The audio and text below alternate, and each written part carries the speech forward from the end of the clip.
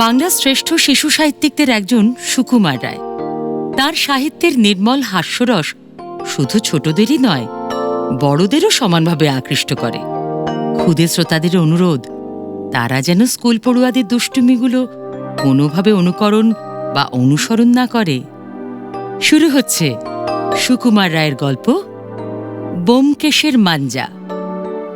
গল্প পাঠে বিশ্বনাথ বসু, শব্দগ্রহণ শুভজিৎ দাস, আবহ ও শব্দ নিয়ন্ত্রণ অরিজিৎ পাল, পরিচালনা সৌভিক সাহা। শুরু হচ্ছে ব্যোমকেশের মাঞ্জা। Tokyo, Kyoto, Nagasaki, Yokohama. বোর্ডের ওপর প্রকাণ্ড ম্যাপ ঝুলিয়ে হারানচন্দ্র জাপানের প্রধান নগরীগুলো দেখিয়ে যাচ্ছে। এরপরেই ব্যোমকেশের পালা। কিন্তু ব্যোমকেশে সে খেয়ালই নেই। কাল বিকেলে ডাক্তারবাবু ছোট্ট ছেলেটার সঙ্গে প্যাচ খেলতে গিয়ে তার দুটো ঘুড়ি কাটা গিয়েছিল। সেই কথাটা ব্যোমকেশ কিছুতেই আর ভুলতে পারছে না। তাই সে বসে বসে সুতোর জন্য কড়া রকমের একটা মাঞ্জা তৈরির উপায় চিন্তা করছে। চিনি শিরিষ গালিয়ে তার মধ্যে বোতল চুর কড়কড়ে এমিরি পাউডার মিশিয়ে সুতোয় মাখলে পর কিরকম চমৎকার মাঞ্জা হবে। সেই কথা ভাবতে ভাবতে উৎসাহে তার দুই চোখ কড়িকাঠের দিকে গোল হয়ে উঠেছে।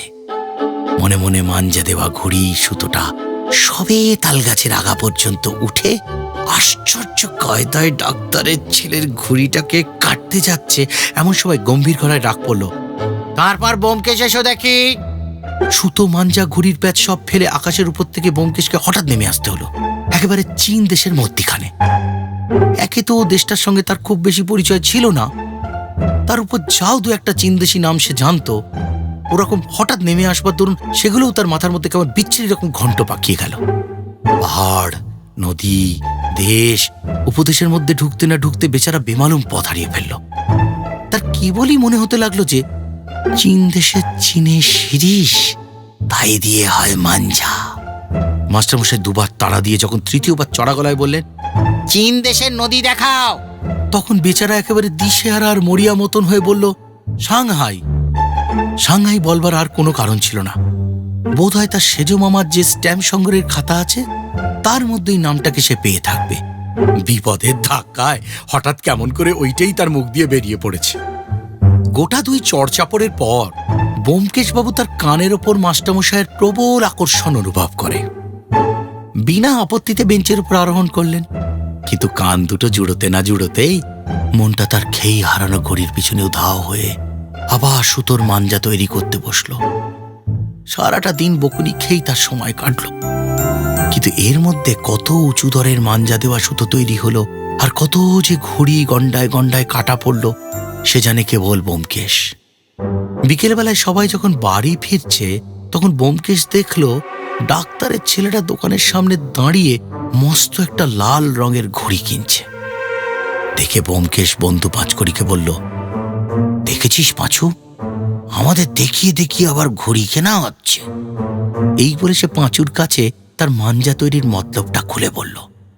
শুনে পাঁচু গম্ভীর হয়ে বলল, তা যদি বলিস, তুই আর মাঞ্জা তৈরি করে ওদের সঙ্গে পারবি ভেবেছিস? ওরা হলো ডাক্তারের ছেলে, নানা রকম ওষুধ মশলা জানে। এই তো সেদিন ওর দাদাকে দেখলো, শানের ওপর কি একটা আড়ক ঢেলে দিল, ফাঁস করে গাজালের মতো তেজ বেরোতে লাগলো। ওরা যদি মাঞ্জা বানায় তাহলে কারুর মাঞ্জার সাধ্য নেই যে তার সঙ্গে পেরে ওঠে। শুনে ব্যোমকেশের মনটা কেমন দমে গেল। আর ধ্রুব রকম বিশ্বাস হলো যে ডাক্তারের ছেলেটা নিশ্চয়ই কোনো আশ্চর্য রকম মাঞ্জার খবর জানে। তা নইলে ব্যোমকেশের চাইতো 4 বছরের ছোট হয়ে সে কেমন করে তার ঘুড়ি কাটল। ব্যোমকেশ স্থির করল, যেমন করে হোক ওদের বাড়ির মাঞ্জা খানিকটা জোগাড় করতেই হবে। সেটা একবার আদায় করতে পারলে তারপর সে ডাক্তারের ছেলেকে দেখে নেবে। বাড়ি গিয়ে তাড়াতাড়ি জলখাবার সেরে নিয়ে ব্যোমকেশ দৌড়ে গেল ডাক্তারবাবুর ছেলের সঙ্গে আলাপ করতে। সেখানে গিয়ে সে দেখে কি কোণের বারান্দায় বসে সেই ছোট্ট ছেলেটা একটা ডাক্তারি থলের মধ্যে কি যেন মশলা ঘুঁটছে। ব্যোমকেশকে দেখে সে একটা চৌকির তলায় সব লুকিয়ে ফেলে সেখান থেকে সরে পড়ল। ব্যোমকেশ মনে মনে বললে, বাপু হে, এখন আর লুকিয়ে করবে কি, তোমার আসল খবর আমি পেয়েছি। এই বলে সে এদিক ওদিক তাকিয়ে দেখলে কোথাও কেউ নেই। একবার সে ভাবল কেউ আসলে এর একটুখানি চেয়ে নেব। আবার মনে হলো কি জানি, চাইলে যদি না দেয়। তারপর ভাবলে, দূর, ভারী তো জিনিস, তা আবার চাইবার দরকার কি?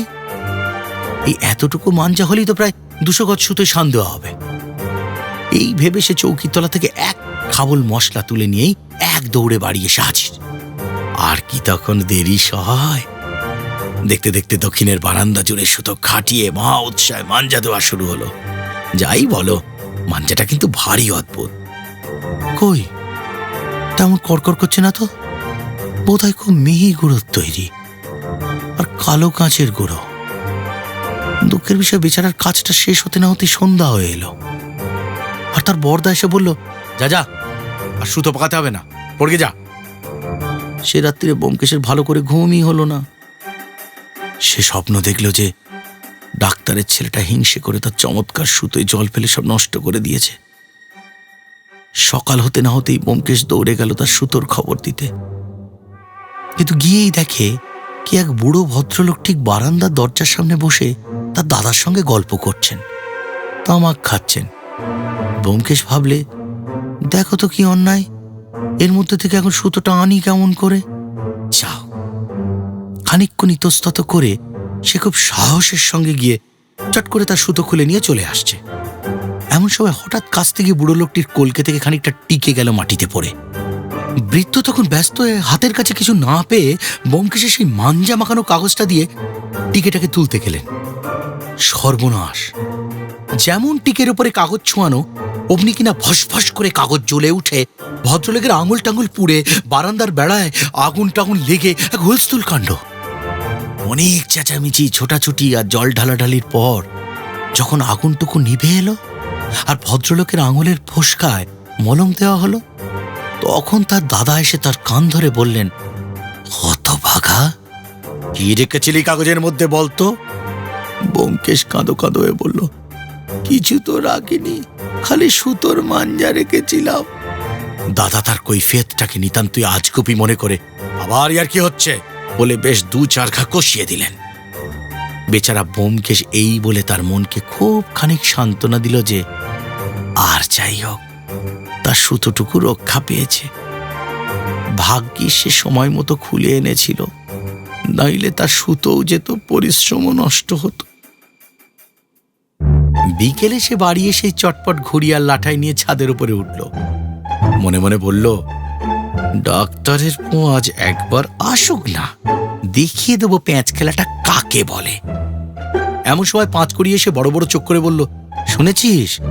ব্যোমকেশ বলল, না, কি হয়েছে? পাঁচু বললে, ওদের সেই ছেলেটাকে দেখে এলুম, সে নিজে নিজে দেশলাইয়ের মশলা বানিয়েছে আর চমৎকার লাল নীল দেশলাই তৈরি করেছে। ব্যোমকেশ হঠাৎ লাটাই টাটাই রেখে এত বড় হাঁ করে জিজ্ঞেস করলে, দেশলাই কি রে? মাঞ্জা বল। শুনে পাঁচু বেজায় চটে গেল। বলছি লাল নীল আলো জ্বলছে, তবু বলবে মাঞ্জা? আচ্ছা গাদা, যা হোক। ব্যোমকেশ কোনো জবাব না দিয়ে দেশলাইয়ের মশলা মাখানো সুতোটার দিকে ফ্যাল ফ্যাল করে তাকিয়ে রইল।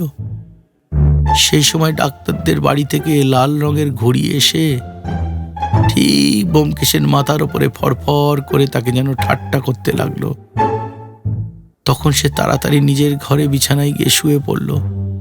বলল, আমার অসুখ করেছে।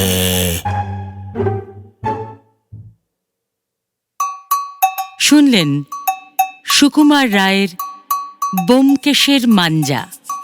এমন আরো অনেক গল্পের জন্য সঙ্গে থাকুন ক্লিক অ্যাপের।